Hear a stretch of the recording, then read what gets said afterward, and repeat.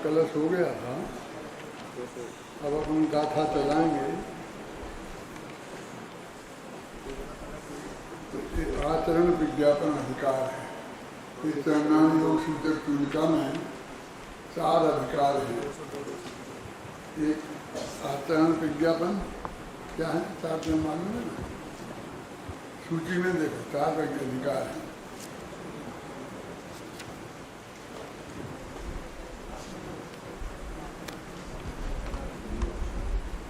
आचरण विज्ञापन अधिकार, मोक्ष मार्ग विज्ञापन अधिकार, शुभोपयोग विज्ञापन अधिकार, पंचरत्न अधिकार। इन 4 अधिकारों में ये महाधिकार समझ लीजिए विभक्त है तो इसमें चरणानुयोग चूलिका, लेकिन इसके अंदर में भी 4 अधिकार हैं।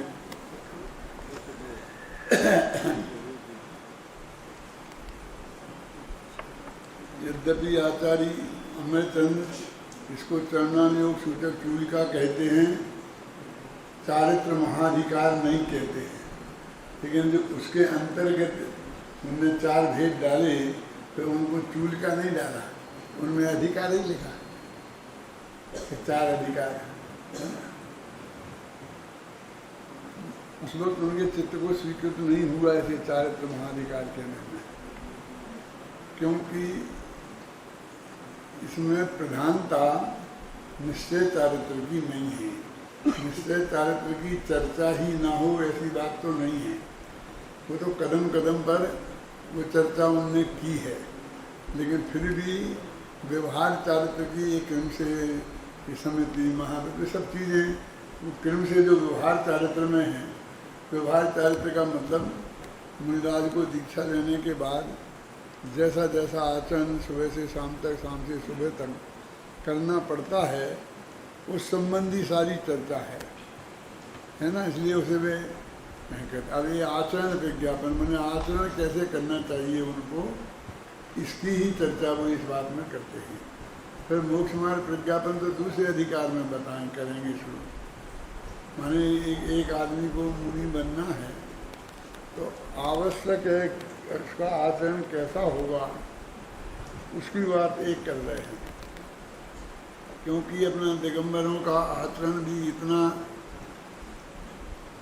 महान है। मैं कठोर नहीं कहना चाहता हूँ, कठोर तो हमें उस दृष्टि से लगता है जो हमारे अपने जीवन की दृष्टि से, लेकिन जब उनके आनंद का अतिरेक है, माने सम्य दृष्टि वृतानंद वियोजक है ना, तो उनका जितना जैसा जैसा जितना अधिक अतीन्द्रिय आनंद की उन्हें प्राप्ति होती है, हर अंतर मुहूर्त में वे अपने शुद्धोपयोग में चले जाएं, कितनी अधिक पात्रता होगी। पात्रता का विचार करो कि वो जो शुद्धोपयोग का काल वो तो बहुत महान है ही, लेकिन ऐसा ही थोड़ी है कि अपने कुछ भी गप्पे मारते रहे, खाते रहे, पीते रहे और एकदम शुद्धोपयोग में चले गए। उपयोग का है, उसमें वो नित्य प्रयत्न करेगा तभी उसमें जाएगा ना।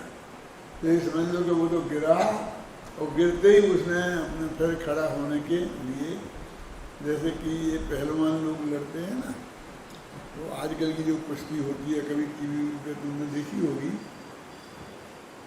कि वो गिर जाते हैं तो एकदम उठ के फिर दोबारा लड़ने के लिए तैयार होते हैं ना, और जब तक वो उठ के खड़ा होकर के लड़ने को तैयार नहीं होता है तो सामने वाला उचकता रहता है, लेकिन उसे आक्रमण नहीं करता है।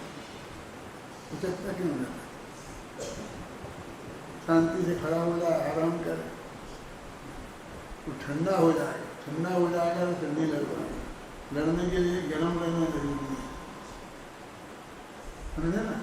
इसलिए भले ही वो सामने वाला नहीं लड़ रहा है तो वो उचकता रहता है कि वो उसकी जो लड़ने की गर्मी है वो कम ना हो जाए, समझे ना। लेकिन वो जब खड़ा के हो जाता है तभी लड़ता है। तो ऐसे ही जब ये शुद्धोपयोग में से शुभोपयोग में आएंगे तो उठ के तैयार होंगे, खड़े होंगे, फिर शुद्धोपयोग में जाने के लिए तैयार होंगे, उस दिशा की में उनकी रुचि पूर्वक पुरुषार्थ जगेगा, तभी तो वे द्वारा शुद्धोपयोग में जाएंगे ना, ऐसे ही थोड़ी चले जाएंगे। इसलिए निरंतर जो उनका सदुपयोग का काल है वो भी शुद्धोपयोग में जाने के प्रयत्न का काल है।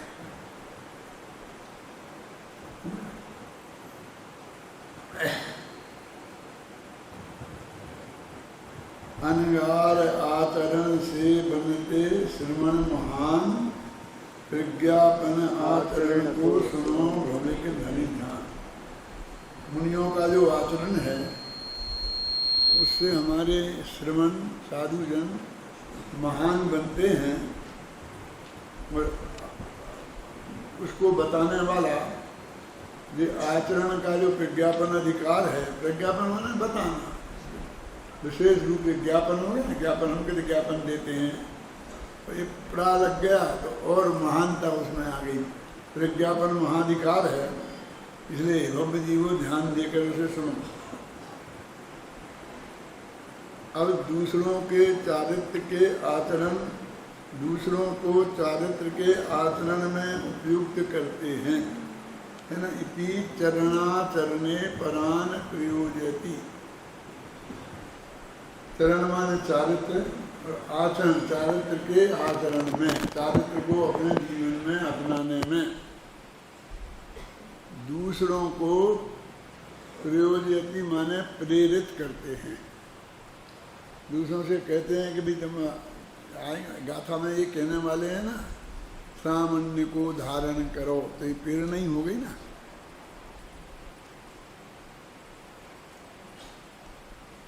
मैं कल एक बात कहने वाला था फिर वो रह गई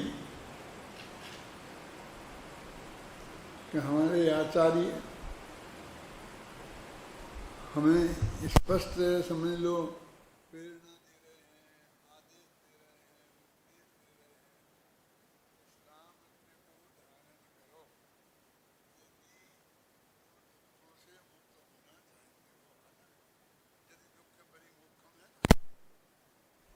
यदि दुखों से मुक्त होना चाहते हो तो आचरण को धारण करो। तो वे हमें प्रेरणा दे रहे हैं ना।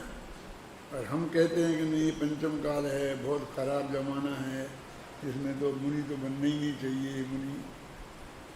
परमात्मा ऐसी जो हमारी धारणा है वो आचार्य श्री की इस भावना के विरुद्ध है। हमारी धारणा तो ऐसी होनी चाहिए कि 2 दिन कब पाऊँ कि घर को झोड़ बन जाऊँ, समझ है ना। मैंने सच्चा मुनिपना हमारे जीवन में आवे, ऐसी धारणा हमारे अंदर में होगी। अब हम अपनी कमजोरी के कारण उसे धारण करने की स्थिति में नहीं हैं, तो ये हमारी व्यक्तिगत कमजोरी है कि आचार्य की प्रेरणा देने पर भी हम उसे धारण नहीं कर सकें। लेकिन हम उसके लिए ये कहने लग जाएं, हमें कठिन दिखा तो हम ये कहने लग जाएं कि अब ये ज़माना ठीक नहीं है, जबकि हमारे जिनवाणी कहती है कि पंचम काल के अंत तक भावलिंगी संत आर्यका और श्रावक श्राविका होंगे। तो हम कैसे कह सकते हैं कि ये ज़माना बुरा है? ये तो नहीं कहते हैं ज़माना बुरा है। टोलमल जी जैसे विद्वान का चिंतन देखो कि नहीं होगा हमारे द्रव्य क्षेत्र काल भाव में कोई, लेकिन द्रव्य क्षेत्र काल भाव बहुत बड़ा है और कहीं हो सकते हैं। और मैं तो उसमें से ऐसा अर्थ भी निकालता हूँ, यहीं न मालूम किस गुफा में कौन बैठा हो, सच्चा वितरागी संत। क्यों? वो तुमसे कहने आएगा, क्या आएगा? जब जंगल में गुफाओं में रहते हैं ना, क्यों कि हमें तो कोई दिखता नहीं, हमें तो कोई दिखता नहीं। तो फिर वही तर्क आता है जो संबंध भर ने दिया है कि तुमने 3 लोक और 3 काल को देख लिया है कि कहीं सर्वज्ञ नहीं है, कि नहीं देख पाया है तो तुम निषेध कैसे कर सकते हो? और देख लिया है तो तुम ही सर्वज्ञ हो, क्योंकि जो सबको देख ले जान ले उसी को तो सर्वज्ञ कहते हैं, है ना तर्क। तो हम कैसे कह सकते हैं कि ये जमाना खोटा है और कोई नहीं है? सिद्धांत के रूप में तो हम नहीं कह सकते, लेकिन इसका अर्थ ये भी नहीं है कि जो हमें स्पष्ट दिखाई देता है कि ये नहीं है तो इसलिए हम उनको माने। बहुत से लोग तर्क ये देते हैं कि अब नहीं है तो जिनको ही उनको ही मान लो, काम तो चलाना ही पड़ता है, उनसे काम चला लें, ऐसे ऐसी भाषा बोलते हैं ना। तो वो टोडरमल जी कहते हैं कि हंस यदि हमें दिखाई नहीं देते हैं तो हम बगुले को हंस तो नहीं मान सकते। अब ध्रुव क्षेत्र काल बहुत लंबा चौड़ा है तो कहीं हम होंगे हंस। मानसरोवर में है ऐसा कहते हैं। मानसरोवर झील है ना हिमालय पर्वत के ऊपर। तुलसीदास जी ने जो अपनी रामायण लिखी है वो रामायण का असली नाम क्या है जानते हैं आप? कौन जानता है? हाथ उठाओ। जानते हैं? 10-5 लोग तो जानते हैं। पूरा नाम है उसका रामचरितमानस। कि राम का चरित्र जिसमें है ऐसा ये मानसरोवर है। मानस माना मानसरोवर। अब उनने पर रामायण का पूरा सांग रूपक घटित किया है उसमें शुरू में कि मानसरोवर में क्या क्या होता है वो मेरी इस रामायण में होगा। ख्याल में है ना? और उन्हें बहुत अच्छी तरीके से उसको घटित किया है आरंभ में। जैसे टोडरमल जी एक उदाहरण ले लेते हैं ना पहले अध्याय में कि वो वैद्य बताता है हमारे लिए दवाई का इलाज, तो 4-5 अध्याय तक लगातार चलता है। ऐसा भी बहुत लंबा उसको सिद्ध करते हैं। तो हंस मानसरोवर में होंगे। अब मानसरोवर हम नहीं पहुँचे हैं तो हम आज के ज़माने में हंस होते ही नहीं हैं। और दूध और खीर को पानी और दूध में मिला हुआ हो तो उसे वो अलग अलग कर देते हैं। उनकी चोंच में ऐसी ताकत होती है, ऐसा बोलते हैं। ताकत माने क्या है? खटास होती है। उनकी चोंच में खटास होती है। तो जब भी वो चोंच डालते हैं दूध में तो खटास की वजह से जैसे फट जाता है ना दूध, तो दूध फट जाता है। और उसे हम कहने लगे दूध को अलग कर दिया, पानी को अलग कर दिया, दूध को खराब कर दिया। अपने घर में हम कोई यदि चम्मच डाल दें इसमें खटास मटास लगी हो तो दूध फट जाता है ना। तो वो हमारी बहू की योग्यता है कि अयोग्यता है? अब हंस की हम योग्यता अयोग्यता नहीं कह सकते हैं क्योंकि उसकी तो मजबूरी है। यदि उसे दूध पीना है तो चोंच से ही पीना पड़ेगा ना। तो चोंच तो उसे डालनी ही पड़ेगी और वो फट जाएगा, क्या करे वो? बिल्कुल एक साधारण सा गुण कह लो चाहे दोष है ना। यदि हमें दूध का फटना इष्ट है तो गुण है, और नहीं फटना इष्ट है तो दोष है? और हमने दूध क्षीर नीर विवेकी और नमन कितनी कितनी उपमाएं दे करके ज्ञानियों से उसकी तुलना कर दी है कि उनको भेद विज्ञान होता है। वे सब इस देह और आत्मा की बिल्कुल एक क्षेत्रावगाह होने पर भी भिन्नता को पहचान लेते हैं। ख्याल में है ना? लेकिन एक वैज्ञानिक कहेगा तो वो तो यही जांच करेगा कि देखो क्या बात है, तो उसमें खटास होती है उसके मुंह में, दांतों में, बस इसलिए वो ऐसा फट जाता है।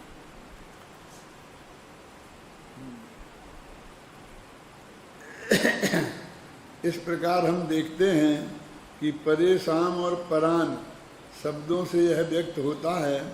यह तैमान योग सूचक चूलिका दूसरों के लिए लिखी गई है। एक तो इसमें ये बात है कि दूसरों के लिए लिखी गई है, और दूसरी कि साहब खुद के लिए भी तो है, खुद भी तो मुनि हैं तो अपने लिए क्यों नहीं ये कह सकते हैं।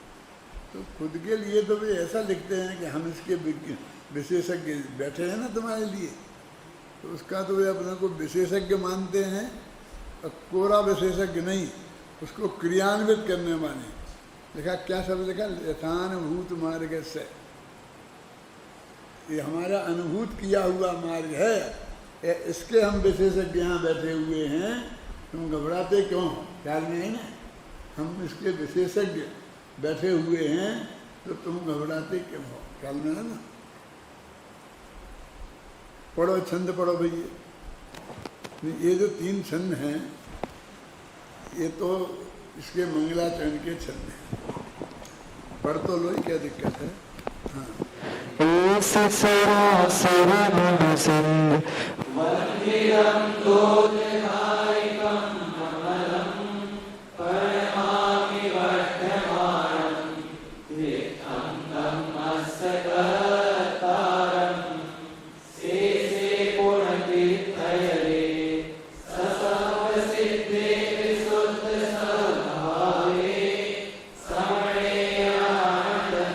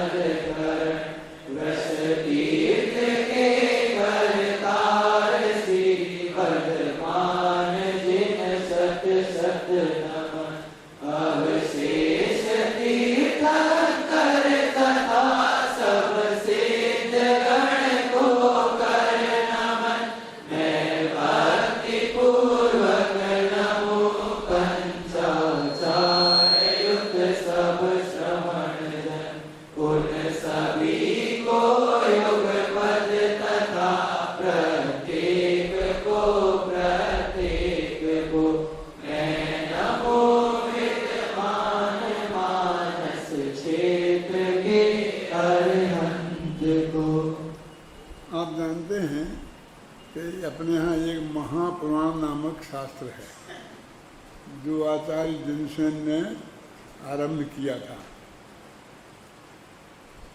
और वो आदिनाथ का चरित्र लिख पाए और उनका स्वर्गवास हो गया। ये वीरसेन स्वामी के शिष्य थे, वीरसेन स्वामी धवलाकार, जिन्होंने सचखंडागम की टीकाएँ लिखी थी ना, उन वीरसेन स्वामी के शिष्य थे जिनसेनाचार्य, और इनके शिष्य थे गुणभद्राचार्य। तो बाकी 23 तीर्थंकरों का वर्णन जो है वो गुणभद्राचार्य ने लिखा है। तो उनमें क्या अंतर है कि आदिनाथ का जो अकेले भगवान ऋषभदेव का जो वर्णन है वो करीब 500-600 पेज में है, बहुत विस्तार से वर्णन है। और फिर भी जो बाकी 24 तीर्थंकरों का जो गुणभद्र ने लिखा तो कुल 200-300 पेज में 23 तीर्थंकर निपटा दिए। अब 24 तीर्थंकर लगभग एक से होते हैं, ऐसा तो नहीं है कि ऋषभदेव बहुत महान थे और बाकी के ऐसे ही चलताऊ थे, ऐसा तो नहीं है, क्योंकि पंच कल्याणक सबके एक से ही होते हैं। वही सौधर्मेंद्र वही होता है और वही आता है, सब सारी क्रियाएं सब एक सी होती हैं, दिव्य ध्वनि वगैरह सब एक सी खिलती है, माने किसी प्रकार की कोई कमी नहीं होती। बस इतना आकार प्रकार में समझ लो कि भाई 500 धनुष के थे 450 के, मतलब आकार प्रकार में थोड़ा बहुत अंतर होगा, लेकिन महिमा में कोई कमी की बात नहीं होती है। तो फिर आज ऋषभदेव में इतना लंबा क्यों और उनमें क्यों? तो लोग कहते हैं कि भाई कहाँ तो जिनसेनाचार्य और कहाँ गुरुभद्र।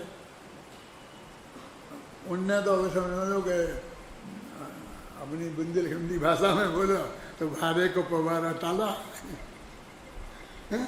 इसी तरह उनने उस बात को पूरा कर दिया है, तब में है ना, मतलब वैसे दिल से जैसे उनने लिखा ऐसा, लेकिन ऐसा नहीं है। मैं ये कहना चाहता हूँ कि यदि बाकी के 23 पुराण भी खुद जिनसेनाचार्य ही लिखते और वे ही जिंदा रहते और वे ही पूरा महापुराण पूरा करते तो भी वो ऐसा ही लिखा जाता है। अब बिल्कुल ऐसा तो मैं नहीं कह सकता कि आखिर दो आदमी बदल गया तो फर्क तो पड़ता ही है, लेकिन वो फिर हजारों पेज आदिनाथ जैसे लिख सकते हैं ऐसा नहीं।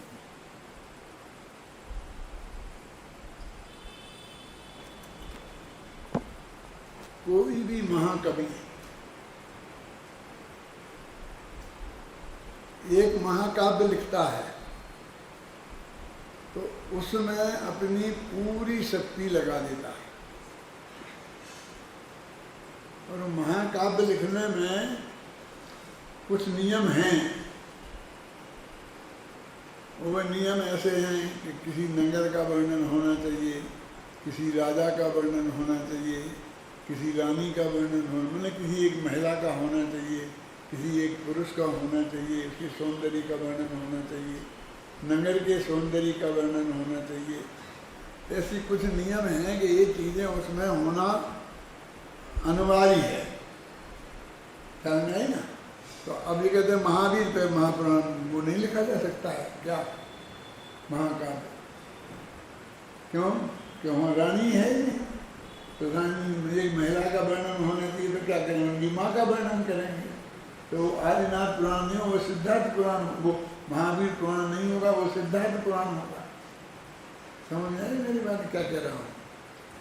माने जैसा पूरा जो जो चीज़ें उसमें अनिवार्य होती हैं वो उस नायक के चरित्र में वो सब चीज़ें होनी चाहिए ना। कि किसी महिला का वर्णन करना है तो माँ तो उनकी महिला थी ना, तो माँ का वर्णन तो किया जा सकता है, लेकिन फिर वो राजा सिद्धार्थ का होगा। सिद्धार्थ नगर का वर्णन होगा तो राजा सिद्धार्थ का होगा, महावीर का नहीं होगा। तो अब आप कहोगे आदिनाथ जैसा चरित्र महावीर का कैसे लिखा जाएगा? समझ में आ गया? माने उसमें अनेक चीज़ें ऐसी होती हैं जो व्यक्ति से संबंधित भी होती हैं, और एक दफे ही वो सारी प्रतिभा उसमें खर्च कर देता है। फिर यदि उसी टाइप की दूसरी चीज़ लिखे तो वो रिपीटिशन होगा। एक आदमी किसी तरह खींचतान के कुछ कर भी ले गए, लेकिन 23 लिखना है तो सभी के पंच कल्याण एक से वही सोदर में उसी को आना है, उसी को कुबेर से कहना है, उसी सब बिल्कुल हूबहू वैसे ही का वैसा सब करना है ना। तो 24 बार लिखेगा तो रिपीटिशन का दोष तो आएगा ही ना। तुम पढ़ोगे भी नहीं थे, वो तो हम आदिनाथ के में पढ़ चुके थे कि पांडुशिला कैसी होती है, पांडुशिला पे कैसे जाते हैं। तो लोग उसी महापुराण में वो पहले पांडुशिला का वर्णन कर चुके हैं, अब दोबारा पांडुशिला का वर्णन करेंगे, कैसे करेंगे? नगर का वर्णन करेंगे तो कैसे करेंगे? बेई कोट बेई खाई वो सब सुनिश्चित होती थी सब चीज़ें, और उनके अनुसार ही उनका वर्णन होता था। तो आदमी अपनी सारी प्रतिभा एक में ही उड़ेल देता था। इसलिए संस्कृत साहित्य में जो 3-4 महाकाव्य प्रसिद्ध हैं हिंदू मतलब वैष्णवों में, अपने यहाँ वालों को तो उनमें गिना ही नहीं है, जिसमें कालिदास का रघुवंश है, वो कुमार संभव, ये भारती का किरातार्जुनी, माघ का शिशुपाल वध, और एक और है, हैं? तो मतलब उनके एक महाकाव्य हैं उन लोगों के, उन्हें दूसरी कोई रचना नहीं लिखी। और फिर बहुत कहा जाता है कि भारती की ये विशेषता है, भारती का तर्क विशिष्ट है ना। शिशु फिर लिखा है कि माघ माने शिशुपाल वध जो है माघ का, माघे संति त्रयो गुणा, पढ़ा होगा ना तुमने। उपमा कालिदास से भारवे अर्ध गौरवम दंडिना पद लालत्यम माघे संति त्रयो गुणा। इनमें एक एक गुण है। कौन कौन? कालिदास की उपमा प्रसिद्ध है, जानते हैं? कौन सा उदाहरण दिया जो कालिदास की उपमा का कि जिससे कालिदास हो? बोलो बोलो। हाँ, दीप शिखा सुना? दीप शिखा है। क्या है दीप शिखा? दीप शिखा क्या है? इंदुमती राजा अज की पत्नी, माने दशरथ की माँ। रघुवंश है ना, रघु के बेटे अज, अज के बेटे क्या दशरथ हैं, और दशरथ के बेटे राम, राम के लव कुश, ऐसा ही है ना। तो इंदुमती दीपक लेके मंदिर जा रही थी, तो दीपक हवा आती थी, तो वो हवा से वो दीपक बुझने का डर लगता था, इसलिए ऐसा साड़ी का ऐसा पल्लू लगाकर, वो कालिदास के ज़माने में समझे ना, जैसे महिलाएं जाती होंगी पल्लू मल्लू लगा करके, वो उनने वो एक दृश्य खड़ा किया है कि ऐसा जा रही थी, ऐसा दीपक लेके ऐसा हाथ में और ऐसा पल्लू डाल के, और माथे तो ढकती ही थी, तो घूंघट पूरा नहीं डालें तो भी इतना तो माथा तो ढकती ही थी ना, तो ऐसी जा रही थी। तो हवा का झोंका आता था उसे बचाने के लिए, तो वो ऐसे जा रही थी, तो कालिदास ने देखा उसे। अब देखो कालिदास में तो लाखों हजारों वर्ष का फर्क है, तो उन्होंने देखा तो नहीं होगा इंदुमती को। उनने तो एक ऐसी नारी की कल्पना की जो बहुत सर्वांग सुंदर नारी थी, मर्यादा वाली थी, सिर ढक के रहती थी, हैं, और मंदिर जाती थी, दीपक घर के जलाकर ले जाती थी, भगवान की आरती के लिए नहीं, रास्ता देखने के लिए, क्योंकि रास्ते में अंधेरा रहता था, ऐसी बिजली तो लगी नहीं थी, समझे ना। तो वो ऐसी जा रही थी, तो अंधेरा था, तो वो अंधेरे में वो तो दिखती नहीं थी, अकेली वो दीपक की शिखा दिखती, वो जलती थी ना, तो दीपक की शिखा दिखती थी। तो उनने कहा कि वो इंदुमती जो मंदिर जा रही है, तो मानो दीप शिखा ही जा रही है, बस खत्म, समझे ना।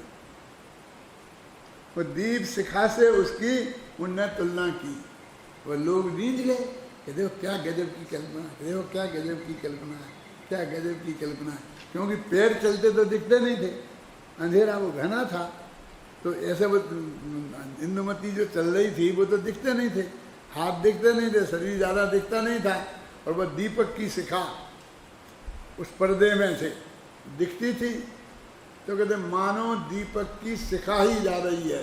बस उनको नाम हो के इतना हल्ला गुल्ला हुआ कि दीप शिखा कालिदास, और कालिदास की उपमा प्रसिद्ध हो गई। बहुत उपमाएँ अच्छी से अच्छी हैं कालिदास की, लेकिन दीप शिखा जो कालिदास उनको कहा जाता है, वो इसलिए कहा जाता है। भारवे अर्थ गौरवम, भारवे क्या है? भारवे क्या है? किरातार्जुनी, किरातार्जुनी उनका महाकाव्य है। एक घटना है जरा सी, उस पर पूरा महाकाव्य लिख दिया। एक घटना है, क्या घटना है कि जंगल में, घबराना नहीं, जंगल में, ये तुम लोगों को जानने लायक चीज़ें हैं भाई, ऐसा नहीं समझना तुम कि मैं तुम्हें वैसे ही गप्पे सुना रहा हूँ। रोचन साहब तो पढ़ा देगा कोई भी, कांति जी भी मेरे से अच्छा पढ़ा देंगे, लेकिन ये नहीं बता पाएंगे। क्या क्या कह रहा था कि जो थे ना कि पांडव लोग वनवास में थे, क्या तो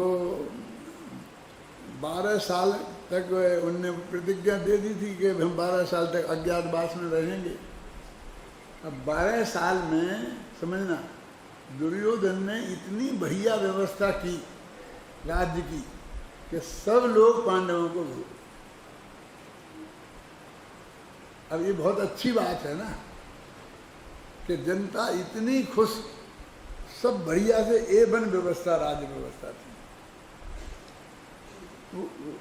वो राजनीति का काव्य है। वो कहते हैं राजनीति इतनी गंदी है कि वो अच्छी व्यवस्था से पांडव बहुत दुखी थे, और उन्हीं की जनता जिसके वो राजा थे, और उनके चले जाने वाले बाद में दुखी होती तो उन्हें अच्छा लगता है। और उनके जाने के बाद बहुत बढ़िया व्यवस्था की क्योंकि कौरवों ने इसलिए की कि ये पांडव लौट के आए तो ये जनता उनकी तरफ देखे नहीं, भूल जाए। इतना बढ़िया राज्य व्यवस्था उसने की। क्या तो शिवजी भगवान थे, उनको कहा कि आप देख के आओ कि कैसी क्या स्थिति है दुर्योधन के राज्य में। तो वे एक भील बन के गए, किरात बन के गए, भगवान थे वो, किरात बन के गए जंगल में, वहाँ राज में देखने। और उन्होंने देखा कि इतनी बढ़िया व्यवस्था, जनता इतनी खुश, जिससे बात करें वो तो दुर्योधन के गीत गाए कि पांडव के कौन पांडव, तो पांडव के बारे में पूछना कि कौन पांडव, क्या हुआ था, बोले। तब वो जो किरात वहाँ शादी देख के आया तो उसने अर्जुन को सब सुनाया।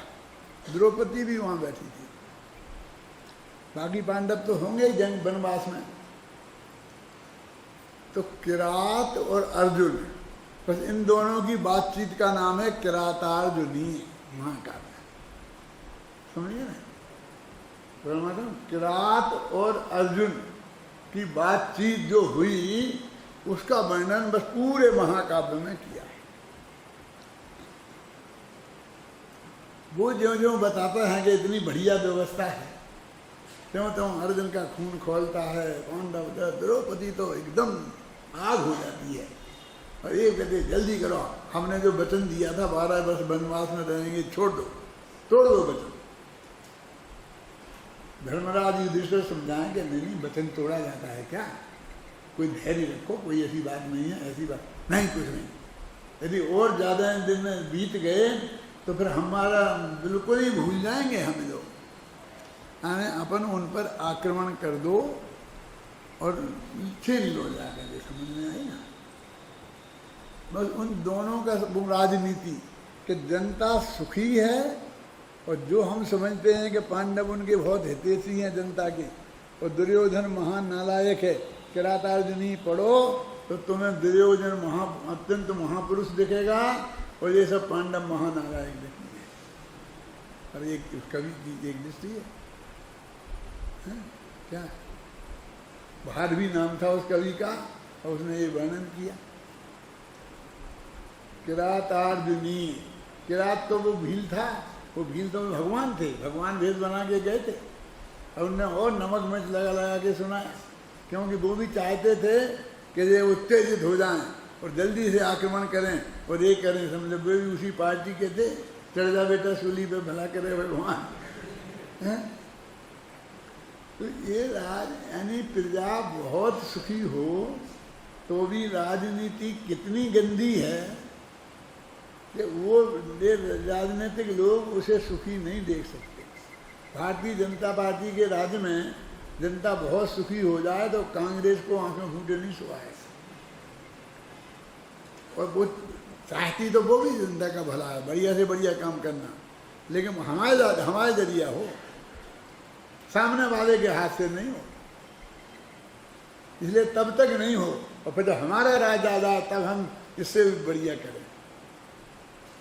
ये जो गंदी राजनीति का गंदा रूप है वो किरातार्जुनी में देखने को मिलेगा। कुछ लड़के ऐसा सिर हिला रहे हैं कि उन्हें मालूम है ये बात, कुछ थोड़े बहुत लड़कों को, लेकिन इतनी इस दृष्टि से है वो, इतनी बात कितनी ख्याल में होगी मुझे पता नहीं। भारवे अर्थ गौरवम, अर्थ गौरवम माने थोड़ा कहा और बहुत जानना है, थोड़ी लिखी बहुत जानना, माने अल्प शब्दों में बात कह रहे हैं और उसका बहुत गंभीर अर्थ है। अभी साधारण लोग तो समझे कि वो किरात जो है वो उन्हें सुना रहा है कि दुर्योधन का राज्य बहुत अच्छा है,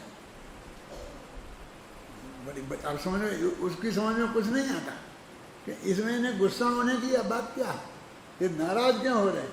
इन्हें तो खुश होना चाहिए क्योंकि इनका ही राज्य था ना, तो इनकी प्रजा सुखी है, बहुत अच्छी तरीके से है, तो इन्हें प्रसन्नता होनी चाहिए लेकिन ये एकदम द्रौपदी के नहीं, अभी तोड़ दो, आज ही तोड़ दो, ऐसा कर दो, ऐसा कर दो। और द्रौपदी को आग उगलते, आग उगलती हुई द्रौपदी।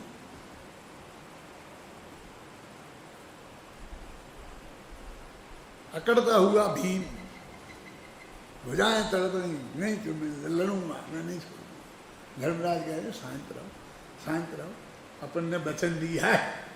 काय का वचन दिया? समझ में आया? तो पूरा महाकाव्य इसमें खत्म हो गया।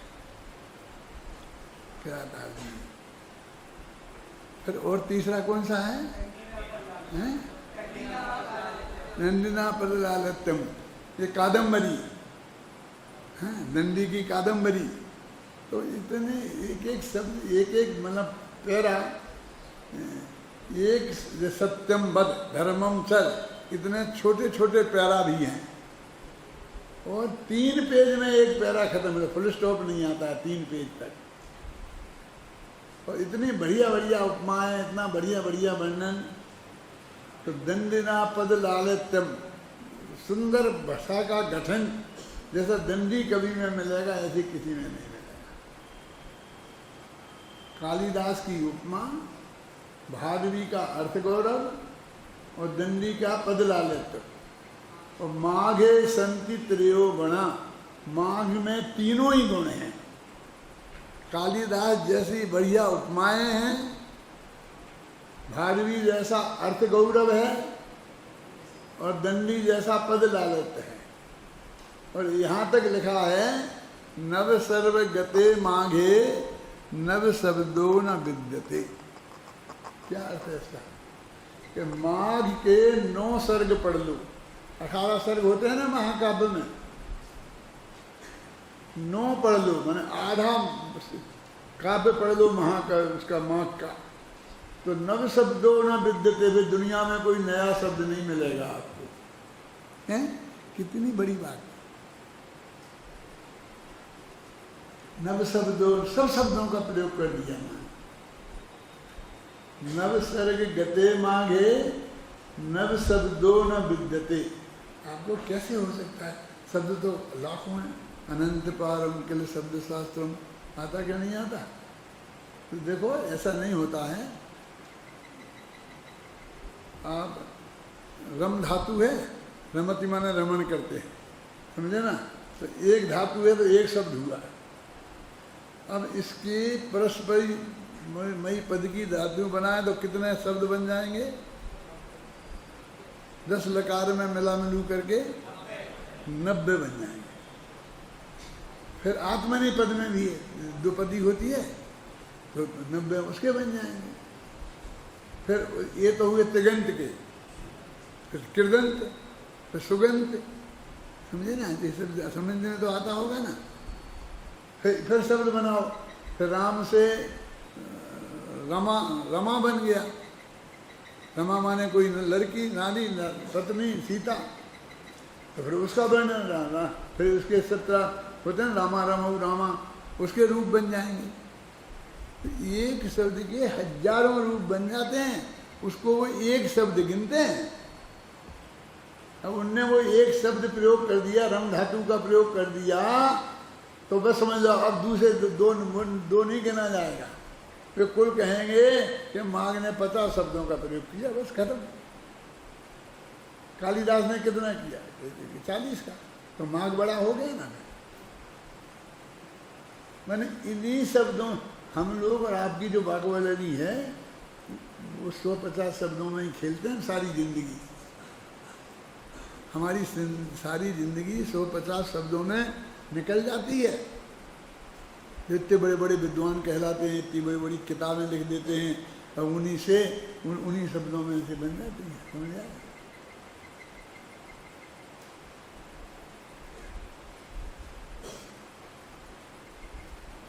तो अब ये बात आप क्या समझा रहे हैं? अपने इसलिए समझा रहे हैं कि ऐसा नहीं है कि जिनसेन ने इतना बढ़िया वो सब चीज़ें जो तीर्थंकर के जीवन में होती हैं, जिनसेन को पूरी तरह खुल करके वर्णन करने का मौका मिला था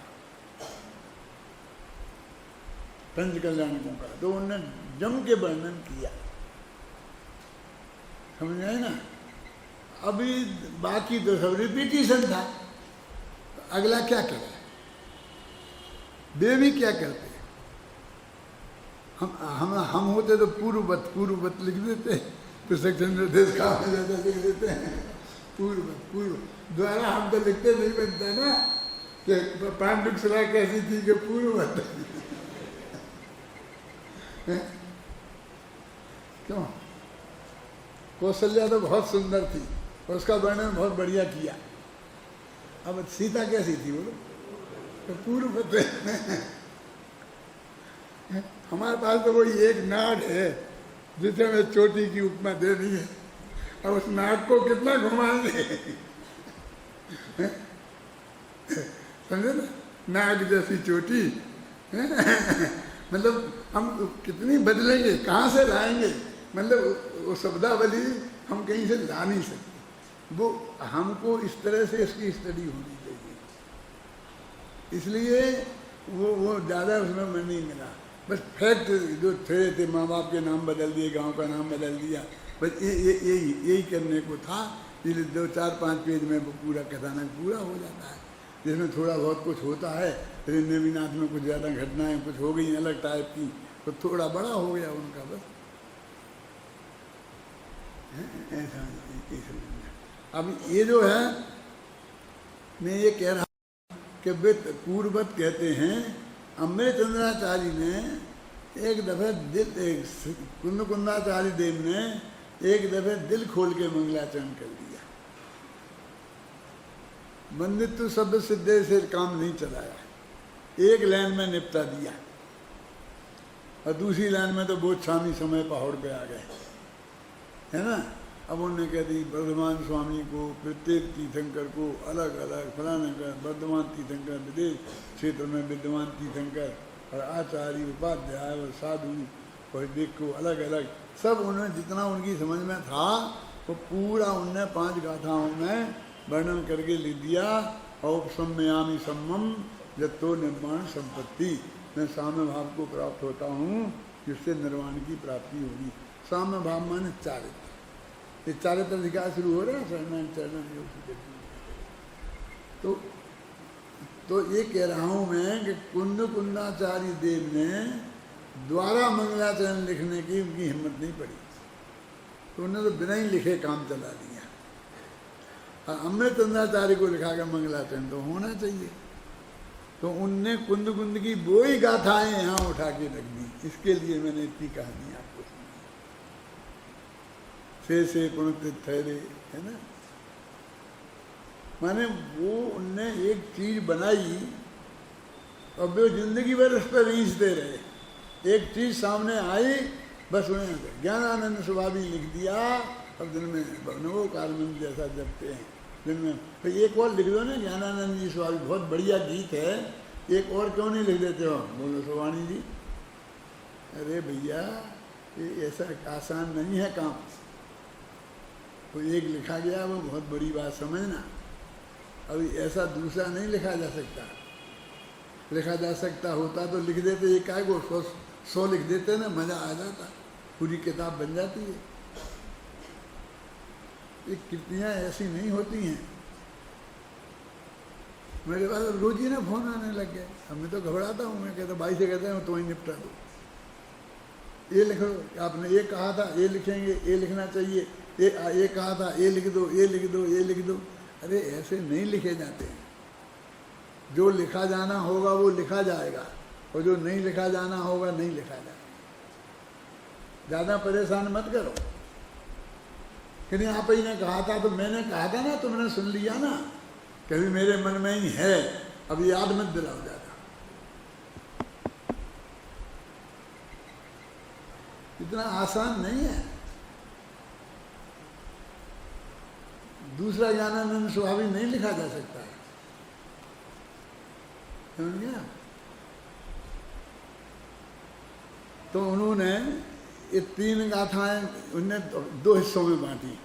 उनकी तो पहली गाथा है 2201वीं है ना, तो इसके ऊपर 3 रख दी और इसके नीचे 2 रख दी। एक ही गाथा में उत्थानिका के रूप में, उत्थानिका थी ना ये, अच्छा परेशान अतः चरना चरणे परान प्रयोजती, है ना। ये उत्थान का थी, वैसे उत्थान का में कुछ नहीं लिखा और गाथाएं लिखी। इस उत्थान का से मालूम पड़ता है कि जो मंगलाचरण की गाथाएं उद्धृत करेंगे इसमें, उनमें में 3 गाथा है, वहाँ लिख दी, फिर रुक गए, फिर एक गाथा लिख कुंद कुंद की रख दी, है ना, 3 रख दी, और फिर 2 इसके बाद की टीका में रख दी। मैंने 5 गाथाएं मंगलाचरण की इस 201वीं गाथा के आगे पीछे रख दी। वो ये समझ रहे कि इतनी इसमें होनी चाहिए, ऐसे लगता है क्षतिपूर्ति सी, इतना शुरू में एकदम ऐसा नहीं हो सकता है। देखो नाटक बहुत तरह के होते हैं। पहले एक नाटक ऐसा ही होता था, तो एक आदमी होता था, वो आया, एक घोड़े को ले आया, सीधा स्टेज पर हा करके शुरू हो गया नाटक, और वो घोड़े ही और उसमें पूरा नाटक खत्म भी हो जाता था। 1-2 घंटे चलता था, घबराना नहीं, ऐसा नहीं 2 मिनट में खत्म हो जाता था, माने कुछ नहीं। वो एक ऐसा है कि हम ऐसे मंगलाचरण पीछे से जे क्या हो रहा, आज तुम क्या करोगे, आज हम ये फलाना नाटक करेंगे, आज ऐसा करें। वो आते ना, तुम समझ गए ना क्या बोलते हैं उसको, सूत्रधार वगैरह, अब ये सब गायब हो गए धीरे धीरे सूत्रधार हैं, उस तरह से होता है। तो अमृतचंद्राचार्य ने उसकी इस गाथा को की शोभा बढ़ाई। कौन सी गाथा है, अब उसे पढ़ो।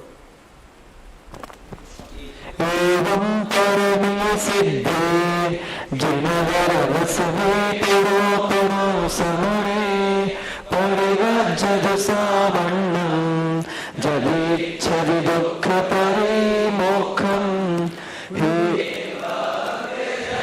यदि भव दुःखों से मुक्त होना चाहते परमेश्वरों को करना सामान्य को धारण करो।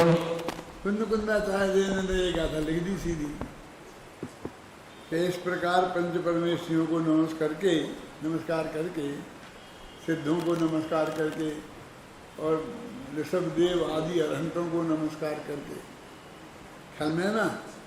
और मैं कहना चाहता हूँ कि यदि तुम दुख से छूटना चाहते हो तो मुनि दीक्षा ले लो। ये क्या दिया, परवज्जन सामान्य को ग्रहण कर लो। ये कुंदा अमृतचंद्राचार्य कहते हैं कि इनने ये 3 गाथाएं ऊपर कैसे लिख दी। कुंद ने तो लिखी नहीं, कि इनने लिखी ना, एवं प्रणमीय, इस प्रकार नमस्कार करके। किस प्रकार समझे ना, लेकिन एवं लिखा तो एवं काय से जोड़ना है उन्हें। वो 200 गाथाएं तो निकल गई, अब उनसे तो जुड़ता नहीं है जो एवं। तो उनने पहले की 3 गाथाएं थी जो पंच परमेश्वरी को नमस्कार, उनसे जोड़ा। क्यों कि पणमीय लिखा था, एवं पणमीय, ऐसा प्रणाम करके। तो प्रणाम करना जहाँ किया होगा वही तो बताएंगे। तो 200 गाथाओं में कहीं है ही नहीं, कोई शुरू में ही है, तो उनने याद दिला दी। एवं माने कैसे, तो उन्होंने कह दी कि सुरासुर क्या नाम, ऐसा सुरासुर बंदिदम, उन्होंने 3 गाथाएं पढ़ा दी। एवं लगा, एवं पणमीय, इस प्रकार नमस्कार करके। अभी देखो उसी को संक्षेप में, उन 3 गाथाओं का संक्षेप देखो इस चौथी गाथा में। सिद्धे और जिनवर बसहे और पुणो पुणो समणे, आ गया सब, 3 शब्दों में सब आ गया।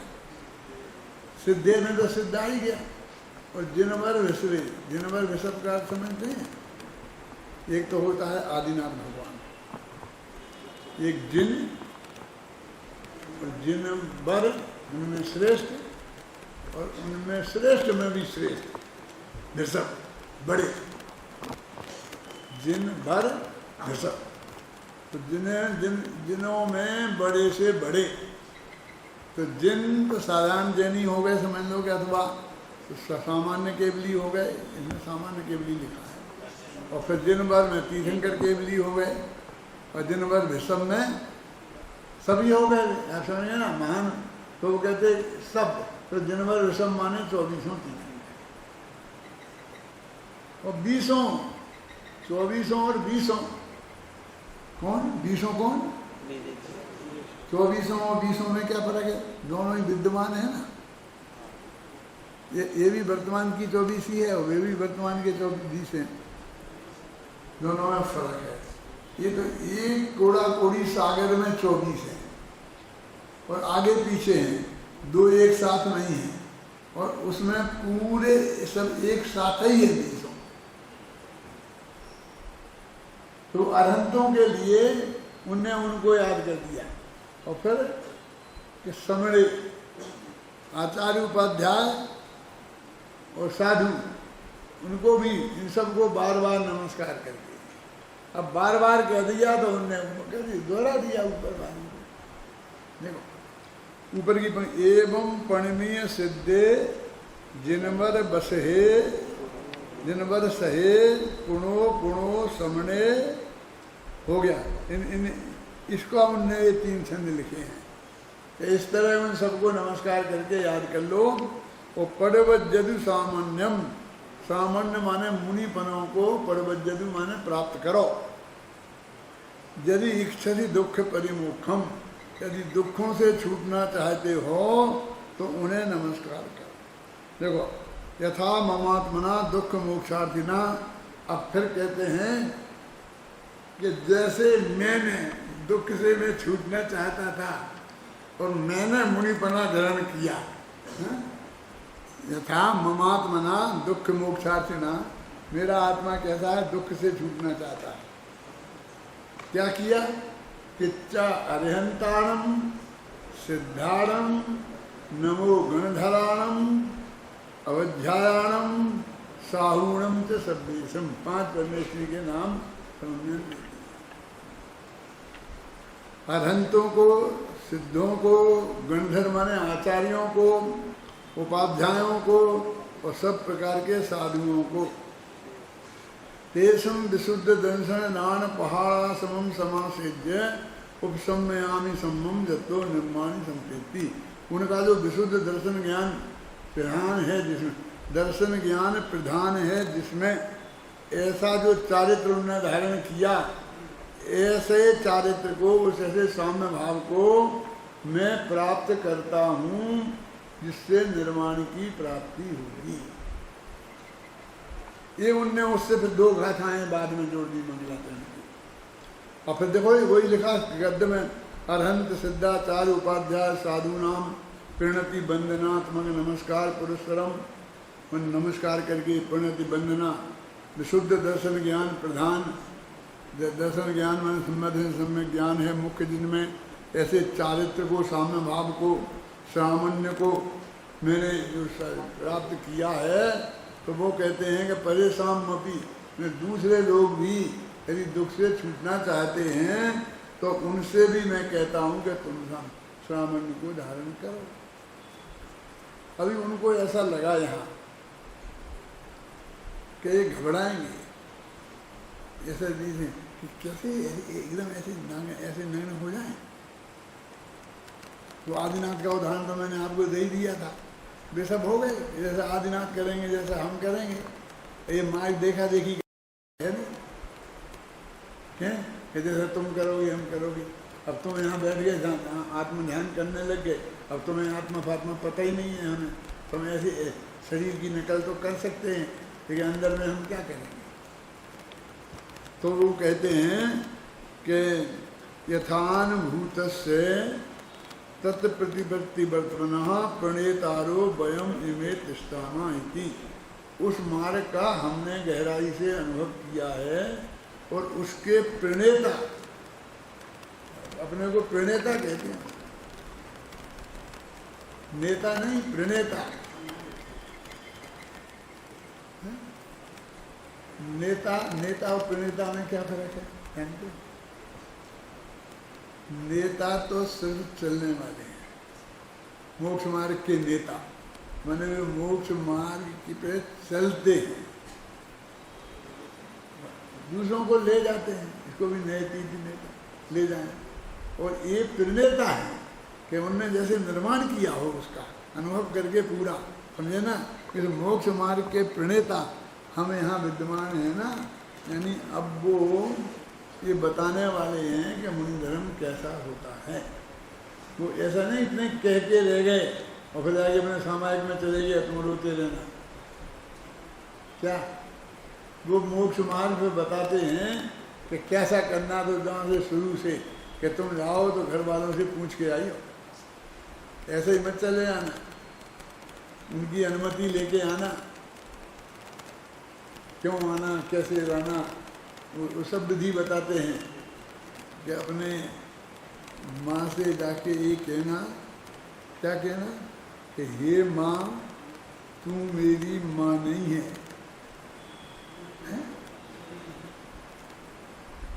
हे शरीर की माँ, तेरा शरीर मेरे शरीर को उत्पादन करने वाला भले ही हो, पर मेरी तू कुछ नहीं है। ऐसी भाषा लिखकर भी उनने कुछ कहा है, फिर स्वीकार ही नहीं कर रहे माँ। और गुरुदेव तो इतनी बढ़िया तरीके से कहते थे कि उन्होंने कहा हे माँ, ऐसा कह के व्यवहार की स्थापना की, क्योंकि उसे माँ कहा ना। और फिर तू मेरी माँ नहीं है ऐसा कह के व्यवहार का निषेध किया। और मेरी असली माँ तो मेरा भगवान आत्मा है, अब मैं उसके पास जा रहा हूँ, ऐसा कह करके निश्चय का प्रतिपादन। तो आएगी भाषा अपना भी पढ़ेंगे। तो इस तरीके से उसके प्रणेता जो अपने को लिखा उनने, और फिर उसको मोक्ष मार्ग बताना शुरू किया। मैं कल भी मैंने थोड़ा संकेत किया था और आज भी कहना चाहता हूँ, 1 मिनट है, कि हमको इसको बहुत गहराई से पढ़ना चाहिए और बहुत मतलब सहज भाव से, किसी कोई व्यक्ति अपने ध्यान में नहीं रहना चाहिए कि इसमें ये कमी है, इसमें ये कमी है, इसमें ये कमी, ये नहीं रहना चाहिए। और नहीं ऐसा तो हो ही नहीं सकता है कि अभी ये लिखेंगे जंगल में रहना, गुफा में रहना, कहे वो तो कहाँ की गुफा, कैसी गुफा, हर जगह गुफाएँ कहाँ से मिलेंगी, वो तुम कुछ भी नहीं विकल्प करना। अभी तो अमृत चंद्राचार्य क्या कह रहे हैं, एक दफे तुम ये मेरा समझ है ना, तो तुम वीतराग भाव से समझ सकोगे। यदि तुमने ये बात कर ली कि नहीं नहीं अब ये तो संभव नहीं है, ये तो ऐसा नहीं है, अभी फिर आहार है तो आहार तो कैसे मिलेगा, तो आहार तो संभव नहीं है, आजकल आहार तो कोई इतना शुद्ध करता ही नहीं है, तो कोई आहार करेगा ही, दे ही नहीं पाएगा, तो मैं कैसे बनूंगा, तो फिर तुम सही स्वरूप नहीं समझ पाओगे। इसलिए थोड़ी छूट तो इसमें मिलना चाहिए। तो हम अमृत चंद्राचार्य के भी सलाहकार बन जाएंगे। क्या हम उनको भी सलाह देने बैठ जाएंगे कि नहीं नहीं अभी तो बहुत कठिन बात है, इसमें आप थोड़ी ढील दो।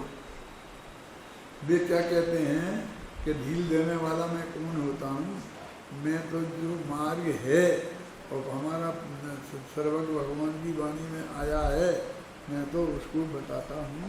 तुम बहुत साम्य भाव से इसको एक दफ़े सुन लें, महीना 15 दिन लगेंगे अपन को इसे पढ़ने में, तो अपन शांति से सुन लें बिना निरपेक्ष भाव से। ख्याल नहीं ना, मैं नहीं जानता हूँ कि तुम्हारे घरों में किसके घर में माँ बाप की क्या धारणाएं हैं, पड़ोस की क्या धारणाएं हैं, क्या है, कुछ अपन को तुम भी उससे मुक्त हो जाओ, मैंने उसके विरोधी हो जाओ ये नहीं कह रहा हूँ मैं, लेकिन ये समझना है ना, तो उसको बीच में मत लाना। क्या पूरे इसको ये आदर्श है।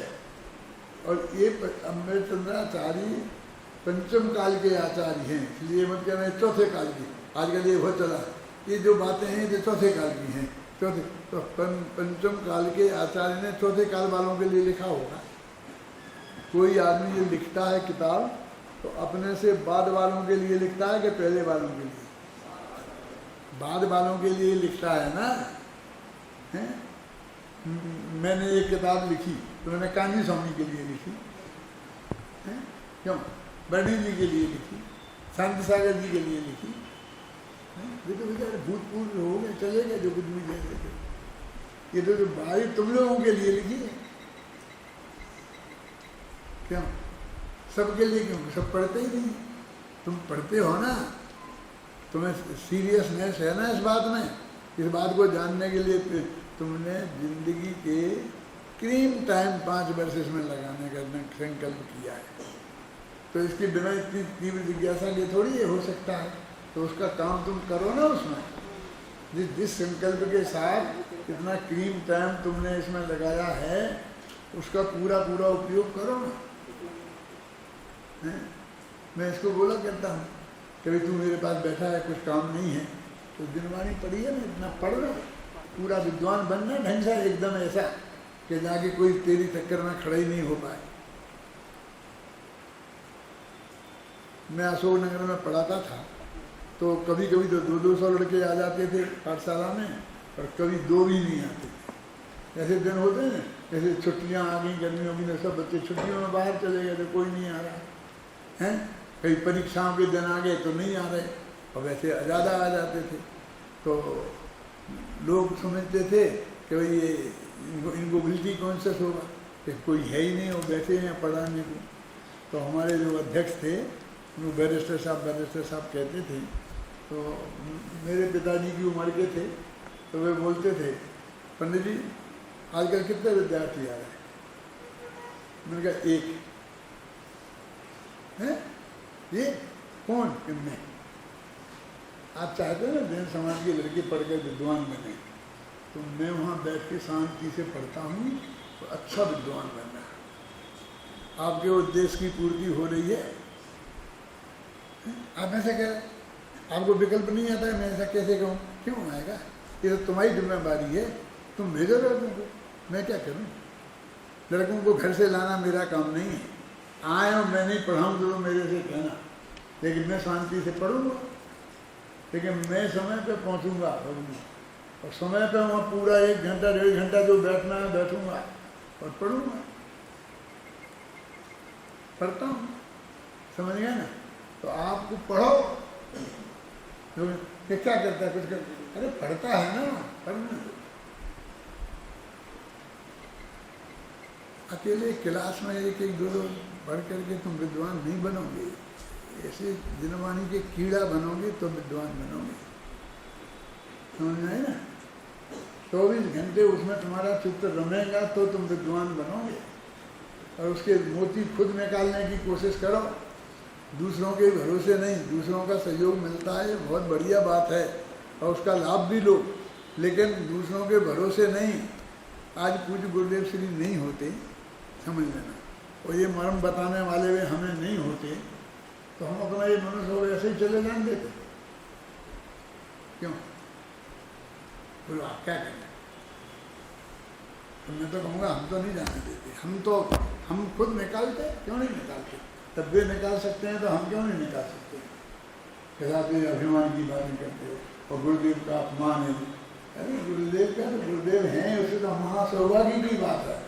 हम पूरा उनको अपनाते हैं, पूरा लेते हैं, लेकिन नहीं है कि कल्पना की तुम बात मत करो। ये मार्ग है। वो कहते हैं ना कि अभी हमारा देश में पूता नहीं हुआ है, ऐसा नहीं हुआ है, ऐसा नहीं हुआ है। क्या यदि ऐसा हो जाएगा कभी कि कोई नहीं रहेगा तो धर्म खत्म हो जाएगा? कैसे खत्म? ऐसे कुछ लोग आएंगे जो उग्र प्रसाद करके स्वयं अर्जित करेंगे, तुम उनमें से बनो। तुम्हें संयोग भी प्राप्त हैं, और उसके साथ पुरुष स्वयं उग्र पुरुषार्थी बन करके भी एवन बनो, 19 मत बनो। मैं एवन विद्वान बनूंगा और एवन विद्वान हूँ, तेरे गौरव के साथ में। हमारे अमृतचंद्राचार्य कह रहे, इसके प्रणेता हम खड़े हैं ना। ऐसा हुआ था बबलू, कोई अमेरिका में एकदम ऐसे कोई आगे बहस करने लग गया मेरे से, तो मैंने उससे कहा, मिस्टर तुम किससे बात कर रहा? मैं जैन दर्शन की अथॉरिटी हूँ, ऐसा बोला। क्या मैं जो तुमसे कह रहा हूँ मैं जैन दर्शन की अथॉरिटी हूँ, तुम किससे बात कर रहे हो, क्या बात कर रहे हो? ऐसा होना, समझे ना? जरूरत पड़े तो तुम्हें जैन दर्शन की अथॉरिटी होना चाहिए। कि डिक्शनरी में क्या देखना है? डिक्शनरी में हम है ना, मैं बताता हूँ, एक वही समय हो गया मुझे मालूम है, लेकिन सुन लो कि हम यहाँ से गए चैन सूरदास जी के पास। चैन सूरदास जी कितने उच्च कोटि के विद्वान थे, मैं तुम्हें बताता हूँ। तो वो संस्था से छुट्टी हो गई थी, अपने घर जा रहे थे। बेचारे बहुत लंगड़े से थे, लाठी के भरोसे धीरे धीरे चलते थे, बिल्कुल दुबले पतले, 25 किलो के थे। आप समझ लो तुम कैसे होंगे, हैं? तो हम और पाटनी जी थे, तो रास्ते में ही हमने बातचीत करी। मैंने कहा साहब हमारे गुरु जी कहते हैं, वो डॉक्टर DK जैन, कि पंडित टोडरमल व्यक्तित्व कर्तृत्व होता है, कृतित्व नहीं होता है। और कस्तूरचंद जी कहते हैं कि कृतित्व होता है, कृतित्व नहीं। तो हम क्या करें, हम आपसे जानने आए हैं, इसी के लिए कहते हैं कि वो कहते थे पंडित टोडरमल व्यक्तित्व कर्तृत्व। कौन? डॉक्टर DK जैन, जो हमारे गाइड थे। और कस्तूरचंद जी काशनी वाले यहाँ थे, अच्छे विद्वान, तो इतिहास के, तो हम उनसे भी सलाह मशवरा करते थे। तो वो कहते कि नहीं, एक कृतित्व लिखो, दौलतराम जी कृतित्व, कर्तृत्व नहीं लिखें। तो हमने कहा हम क्या लिखें, कृतित्व लिखें क्या कर्तृत्व लिखें? तो उन्होंने कहा कर्तृत्व ठीक है। क्यों? कीर्ति शब्द तो स्वयं भाववाची है। सुनना, कोई शब्द में त्वा प्रत्यय हम लगाते हैं ना, तो उसे भाववाची बनाने के लिए लगाते हैं। तो कीर्ति और कृतित्व, कृतित्व हो ही नहीं सकता, क्योंकि कीर्ति स्वयं भाववाची है। परमात्मा समझ में आ रहा है? तो कृतित्व शब्द ही नहीं बनता है। और कर्ता में एक त्वा प्रत्यय लगकर कर्तृत्व बनता है। उन्हें खड़े खड़े बीच उसमें बाजार में ये बात हमसे कही। तो मैंने कहा वो कहते डिक्शनरी में तो ये लिखा है, कृतित्व लिखा है, डिक्शनरी निकाल के बताइए, डिक्शनरी में तो ये लिखा है। तो छूटते ही बोले, डिक्शनरी लिखने वाले क्या मूर्ख नहीं होते? ये सब मुझे बहुत अच्छा लगा। मैं आज कई गौरव के साथ सारे देश में सुनाता हूँ। क्या कहा समझ में आया ना, कि डिक्शनरी लिखने वालों में कोई सब सर्वज्ञ थोड़े होते हैं, विशेषज्ञ होते हैं।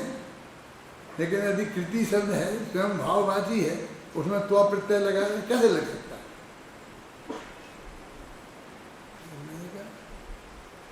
अब आप जानते हैं कृपा शब्द में आलुच प्रत्यय नहीं लगता, दया शब्द में लगता है। दयालु बनता है, कृपालु नहीं बनता। व्याकरण वाले जानते हैं क्या? ये सारे गुजराती कृपालु देव, कृपालु देव, कृपालु देव, समझते ही नहीं। कृपा शब्द में आलुच प्रत्यय लगता ही नहीं है, तो मतु प्रत्यय लगता है, तो कृपावान बनता है, कृपावंता, कृपावान, समझे ना? आलू में कृपालु नहीं बनता, वो दया शब्द के साथ लगता है।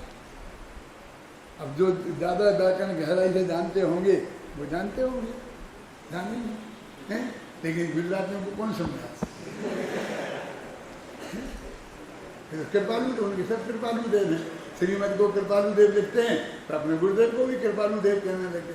ये कृपालु देव नहीं बनता है भाई साहब।